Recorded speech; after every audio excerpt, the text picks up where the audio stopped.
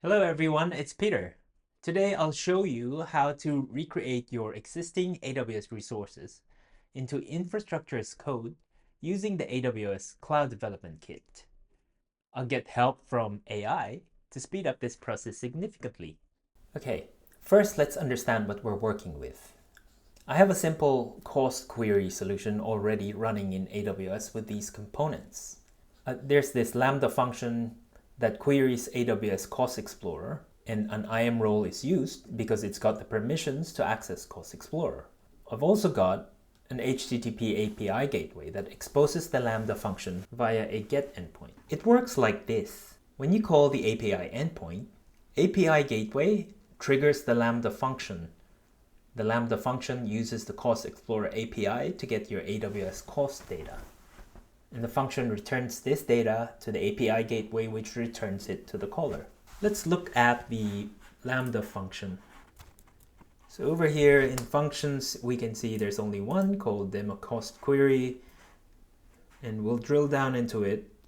So you can see it's just a simple Lambda function that first calls the Cost Explorer client. It then works out the dates for the query. In this case, I'm just saying the first day of the month until today. And this just makes the actual call to Cost Explorer, asking it to give me the monthly blended cost for this time period. And this just wraps up the response back to API gateway. Next, let's look at the API gateway. So we can see in this Lambda function, there's that integration with API gateway, which is the trigger, and it has a demo cost API name as well, using this endpoint /prod. And we can see that it's an HTTP API. There's really not much more to see here, except that you have a route of get into this cost endpoint. Next, we'll look at the IAM roles. Here in roles, it has this demo Lambda role name as well. And we see it's got a couple of permissions. One is the AWS Lambda basic execution role, which is the AWS managed built-in role. And it's got an inline policy as well, which allows this role to get cost and usage from Cost Explorer. The trust relationship definition here just says that Lambda can assume this role. Now you might be wondering, why not just import these resources into CDK? Well, that's a great question. According to this AWS CDK documentation, when you're considering moving resources into CDK management, sometimes creating new resources is acceptable, such as with IAM roles, Lambda functions, and event rules. For other resources, such as stateful resources like Amazon S3 buckets and DynamoDB tables, creating new resources can cause impacts to your service. In our case, we have a Lambda function, an IAM role, and an API gateway. All these resources are stateless and perfectly fine to recreate. There's no data that would be lost by creating new versions. Additionally, recreating gives us benefits. We can start with a clean slate. We avoid any drift that might exist in the current resources. We can gradually transition to the new resources by creating them with different names. So our approach in recreating it will be, I'm going to be exporting the configuration of our existing resources to JSON, and then use this JSON to create CDK L2 constructs. And then I'm going to deploy the new resources with a slightly different name. In my case, I'm just going to put a -2 suffix in the names of the existing resources, so you avoid the naming conflicts. And then I'm going to test the new resources and eventually switch over. Normally, this would require experience with both AWS services and CDK. You'd need to know which AWS CLI command to extract the configuration. You'd need to understand how to map this configuration to CDK constructs. You need to handle dependencies between resources correctly. But today I'll show you how I'll be using AI to dramatically speed up this process. First, let's export our existing resource configuration. I've prepared a script that uses the AWS CLI to gather all the information we need.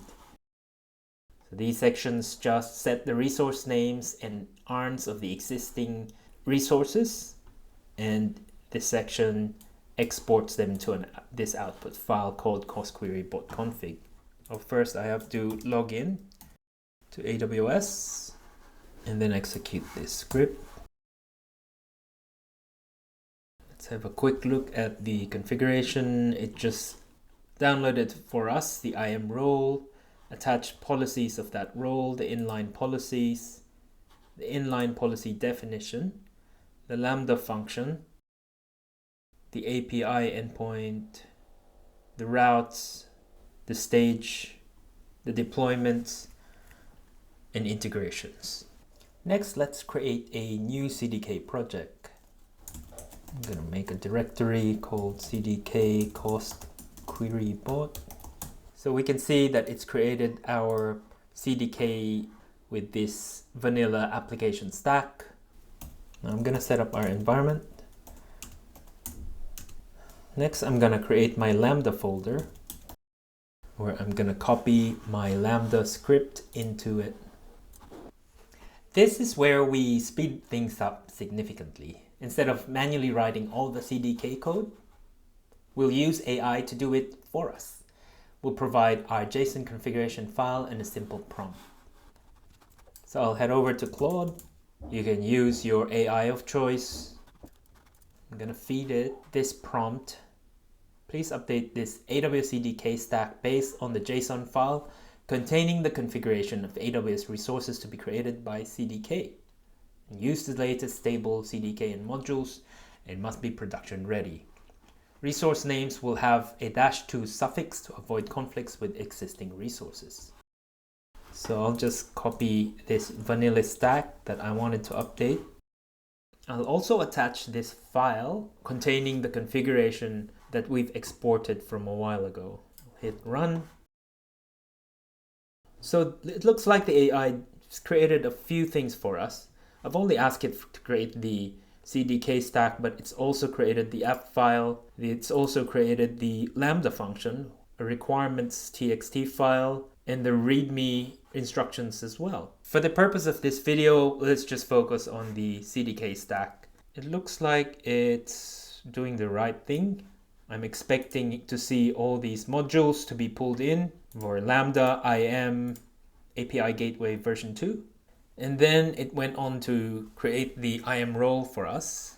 For Lambda, it's putting the -2 in the name with a trust relationship definition for Lambda service to be able to assume this role. It's adding the manage policy for the basic Lambda execution role. It's also adding an inline policy for Cost Explorer. Then it creates the Lambda function. These are what I've been expecting to see for the Lambda definition. Then it went on to create the HTTP API endpoint. Again, it's giving it a -2 in the name, creating the Lambda integration, adding the route, creating deployment and stage, and it's giving us the CloudFormation output for API endpoint, Lambda function, and the Lambda role.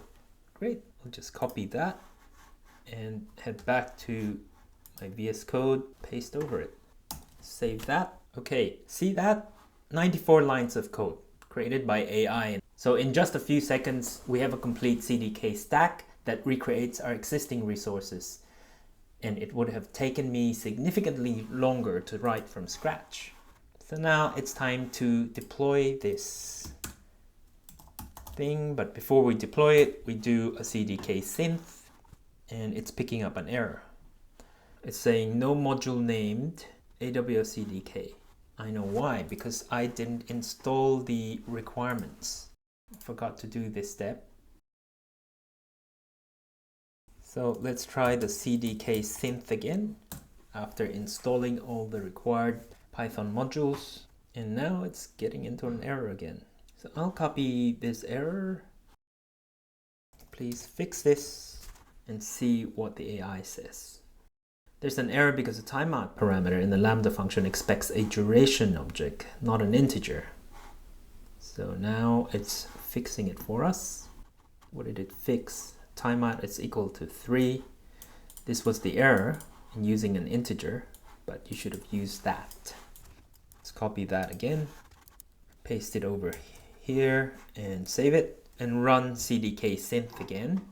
And this time there's no more errors. So for those who don't understand what CDK synth does, it's verifying that everything looks good. As you've seen, it detected straight away any errors in the syntax, for example. It's like asking the CDK to translate our Python code into something that AWS can understand without actually building anything yet. Imagine you're building a house. Your CDK code is like the architectural blueprints. It describes what you want to build using a language that developers understand. But AWS, on the other hand, it uses CloudFormation. It's a service that actually creates your resources, and it doesn't read the blueprints because it needs detailed construction plans. I'm happy with this. I'm going ahead and actually deploy this solution. Just confirming if I wish to deploy. We can check on AWS what's happening. It's still creating. Okay, it's done. So in the outputs here, I can see this is the API endpoint. So we can quickly test this by copying the endpoint URL and doing a curl command, paste that, and we know our endpoint is listening on this cost, and it's returned to us AWS current month is costing us this much. We can also confirm on AWS what resources is created, the Lambda role with that name with the -2 in the end, everything with the -2 in their names. The outputs here as well, so we can just copy this URL, do the same thing, and put cost in the end because that's where it's listening and where the route is, and it does the same thing. Okay, great. It's doing what we've expected. Let's summarize what we've accomplished. We've exported the configuration of our existing AWS resources. We used AI to quickly generate a CDK stack based on that configuration. We've deployed new resources with the same configuration as the existing solution with a different name so we can tell them apart. We've verified that the new resources are configured the same as the existing ones and that work. This approach gives us several benefits. One is speed.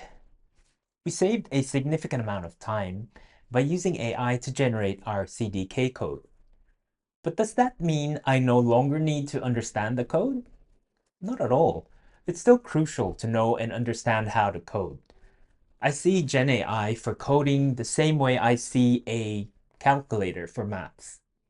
It's a powerful tool that enhances efficiency but doesn't replace fundamental knowledge. Accuracy. The generated code accurately recreated our existing resources. Control. We can easily modify the code to make changes and improvements down the track. Safety. By creating new resources with different names, we avoided disrupting the existing ones.